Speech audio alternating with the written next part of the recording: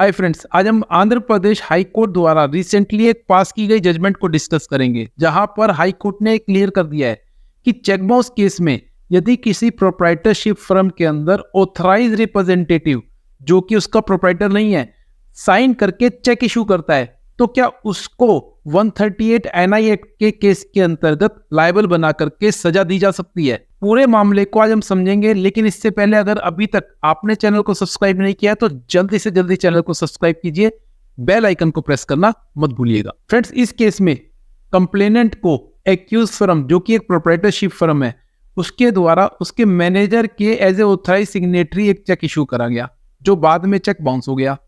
अब यहां पर कंप्लेनेंट ने 4 चेकों को लेकर के 4 केस दोनों प्रोप्राइटरशिप फर्म को इसके अंदर पार्टी बनाया और साथ ही मैनेजर को पार्टी बनाया। दोनों को एक्यूज नंबर 1 और एक्यूज नंबर 2 बनाया और दोनों के खिलाफ सेक्शन 138 एनआई एक्ट के अंतर्गत केस चलाया।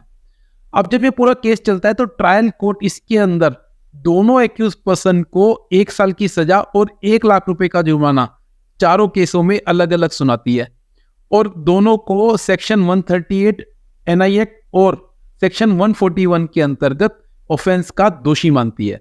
इस ऑर्डर के खिलाफ एक्यूज नंबर 2 जो कि फर्म का मैनेजर था, वो हाई कोर्ट को अप्रोच करता है इस पूरी प्रोसीडिंग को क्वाश कराने के लिए। अब यहां पर हाई कोर्ट ने इस ऑर्डर में क्लियर कर दिया कि प्रोप्राइटरशिप फर्म में प्रोप्राइटर के अलावा किसी भी पर्सन को दोषी नहीं ठहराया जा सकता, चाहे उस पर्सन ने एज ए ऑथराइज सिग्नेटरी उस चेक पे साइन ही क्यों ना की हो। क्योंकि कोर्ट ने यह भी बोला कि प्रोप्राइटरशिप फर्म एक इंडिविजुअल आइडेंटिटी होती है और उसका जो इंडिविजुअल आइडेंटिटी का जो मेन मालिक होता है वो उसका प्रोप्राइटर होता है। तो प्रोप्राइटरशिप फर्म में अगर कोई भी इस तरह की कार्यवाही होगी, किसी भी तरह का ऑफेंस घटित होगा, तो वो हमेशा प्रोप्राइटर के खिलाफ ही चलाया जा सकेगा। अब ऐसे में अगर किसी मैनेजर ने या किसी ऑथराइज रिप्रेजेंटेटिव ने चेक पे साइन करके दिए भी हैं तो उस केस में भी ऐसे पर्सन के खिलाफ चेक बाउंस केस के अंदर प्रोसीडिंग नहीं चलाई जा सकती।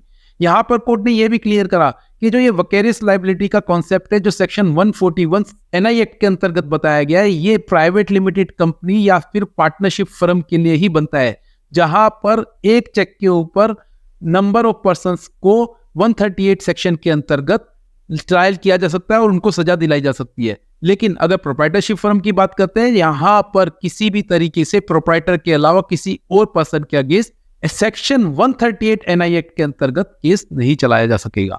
और हाई कोर्ट ने सारी ऑब्जर्वेशन देते हुए एक्यूज नंबर 2 जो कि उस प्रोप्राइटरशिप फर्म का मैनेजर था, उसके खिलाफ ये पूरी की पूरी प्रोसीडिंग को क्वैश कर दिया। फ्रेंड्स, इस जजमेंट का लिंक मैंने डिस्क्रिप्शन बॉक्स में दे दिया है, आप वहां जाकर के इस जजमेंट को देख सकते हैं। आने वाले समय में मैं आपको और भी लीगल इंफॉर्मेशन से अवगत कराता रहूंगा। मैं advocate Yogesh Agarwal. I make your legal decisions easy. Be aware, be safe.